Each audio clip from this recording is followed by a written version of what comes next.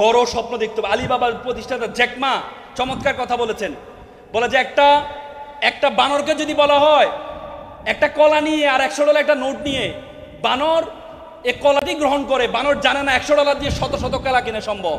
তেমনি যুব সমাজকে বলা যদি চাকরি করবা নাকি ব্যবসা করবা, যুব সমাজ চাকরিটা গ্রহণ করে নেয়। যুব সমাজ জানে না ব্যবসা দিয়ে শত শত মানুষকে চাকরি দেওয়া সম্ভব।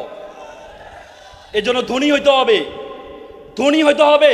আল্লাহ রাসূল বলেছেন কাজাল ফাকরু ইয়াকুনাল কুফরান, দারিদ্রতা আমাদেরকে কাফেরের দিকে ধাবিত করে। তো সুতরাং আনিসুর রহমান হবা না, দেনিসুর রহমান হবা। পারবা তো ইনশাল্লাহ?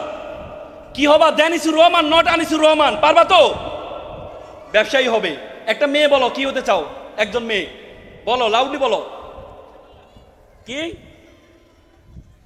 তোমার কথা যদি এই পর্যন্ত না আসে তাহলে বুঝতে হবে তুমি ব্যর্থ হবা। বলো কি? Police officer. মাশাআল্লাহ, করতালি দাও। পৃথিবীর অনেক দেশে পর্দা করে পুলিশ অফিসার হওয়া যায়। ইনশাআল্লাহ আমরা এমন একটি বাংলাদেশ তৈরি করব যে বাংলাদেশে পর্দা করেই পুলিশ অফিসার হওয়া সম্ভব। সে বাংলাদেশ তৈরি করার জন্য আমরা চেষ্টা করে যাচ্ছি। আমাদের মা বোনের সম্মান অনেক বেশি, তাদেরকে আমরা তাদের যে সম্মান, তাদের যে যোগ্যতা, সেই যোগ্যতা এবং সম্মানের আলোকে তাদেরকে সম্মানিত করা হবে। আল্লাহ রাসূলকে বলেছে আল্লাহ এবং তার রাসূলের পরে কাকে বেশি সম্মান করবে? আল্লাহ রাসূল বলছে মাকে করো। আবার বলো তারপরে কাকে? তারপরে মা। তারপরে কে? তারপরে মা। চতুর্থবার বলেছেন বাবার কথা।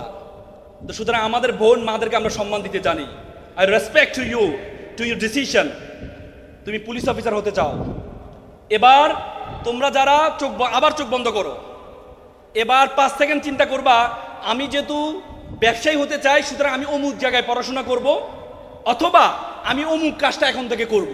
আমি পুলিশ অফিসার হতে চাই, আমি হাজী দানেশে পড়বো, নাহলে আমি ঢাকা বিশ্ববিদ্যালয়ে পড়বো, বা আমি রংপুর রোকেয়া বিশ্ববিদ্যালয়ে পড়বো। আমি ডাক্তার হতে চাই, আমি অমুক মেডিকেলে পড়বো। চোখ বন্ধ করো, 5 সেকেন্ড চিন্তা করো।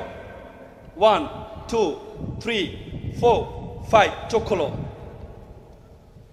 এখান থেকে একজন বলো, একজন সামনের দিকে আসো। বলো তুমি প্রথমে কি স্বপ্ন দেখেছিলা? জোরে বলো, জোরে বলো। BCS cadre. এরপরে তুমি কি স্বপ্ন দেখেছো? কোথায় পড়বা?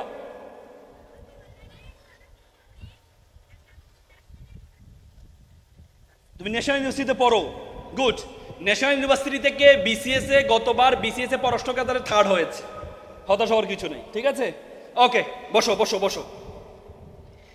আজকে যেটা তুমি চোখ বন্ধ করে চিন্তা করেছো একটা কাগজের মধ্যে লিখবা, এবং তুমি যেখানে ভর্তি হতে চাও সেটাও কাগজের মধ্যে লিখবা।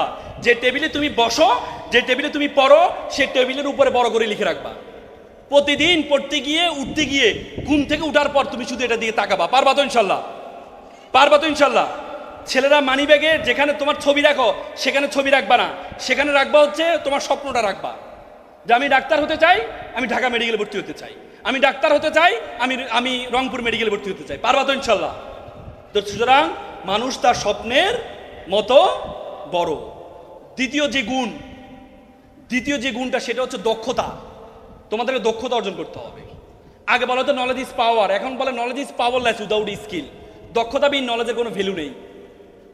যে সব কিছু জানে তাকে দিয়ে কোনো কাজ হবে না।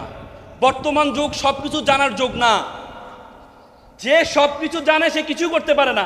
যে একটা জিনিসকে ভালো করে জানে সে কিছু করতে পারবে। আগে বলতো it's for time for GK, general knowledge. It's not time for GK, it's for SK, special knowledge. তোমাকে করতে হবে। তোমার মধ্যে এমন একটা গুণ থাকতে হবে 10 জন বন্ধু থেকে তোমাকে পার্থক্য করবে, এমন একটা গুণ তোমার মধ্যে থাকতে হবে। পারবা তো ইনশাল্লাহ? পারবা তো? এমন একটা গুণ তোমার মধ্যে থাকতে হবে 10 জন থেকে তোমাকে পার্থক্য করবে, এমন একটা গুণ তোমার মধ্যে থাকতে হবে। তোমরা দেখো একটা প্রাইমারি স্কুলের শিক্ষক, সে সব সাবজেক্ট পড়ায়, বেতন পায় কত? 20,000 টাকা। একটা কলেজ ইউনিভার্সিটি শিক্ষক সে একটা সাবজেক্ট পড়ায়, দৈনিক 1-2টা ক্লাস নেয়, তার বেতন 60-70 হাজার টাকা। তার মানে সকল জানতা যারা তাদের বেতন কম, আর যারা একটা জিনিসকে ভালোভাবে জানে তাদের বেতন বেশি।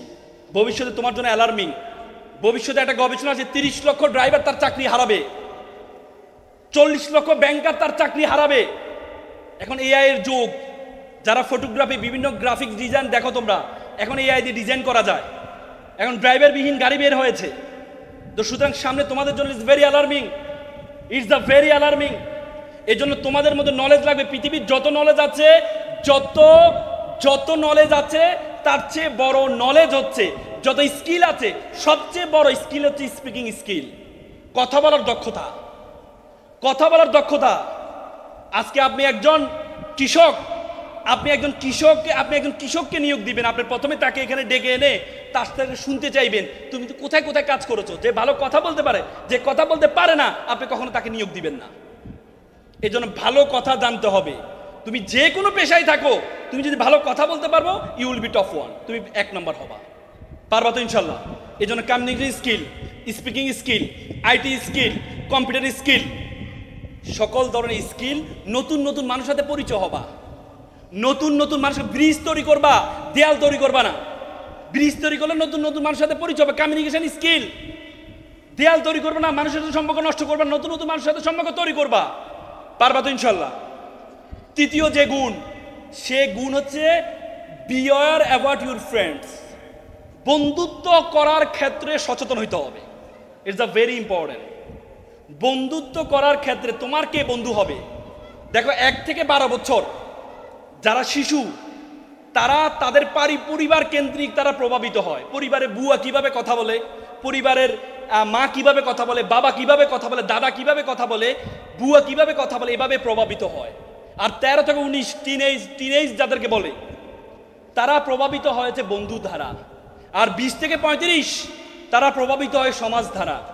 তার মানে তোমরা যে টিনেজে আছো, তোমরা তোমাদের বন্ধু দ্বারা প্রভাবিত হও। তোমার বন্ধু যদি নামাজি হও, তাহলে তুমি কখনো তার সাথে না গেলেও একদিন হলো নামাজে যাবা।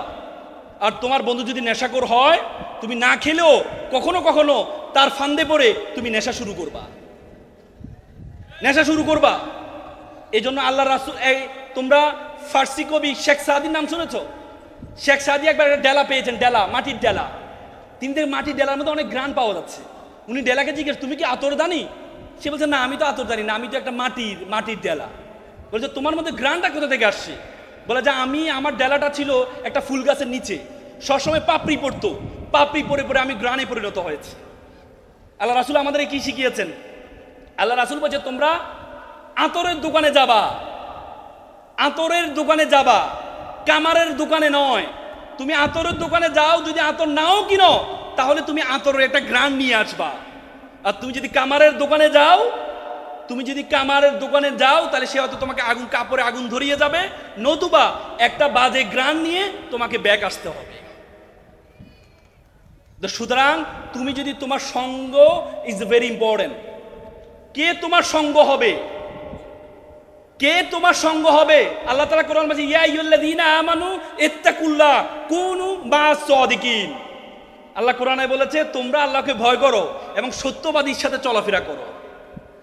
কিয়ামতের দিন আমরা আমাদের বন্ধুত্ব নিয়ে আফসোস করব, কেন অমুককে আমি বন্ধু বানিয়েছিলাম, কেন আমি অমুককে বন্ধু বানিয়েছিলাম।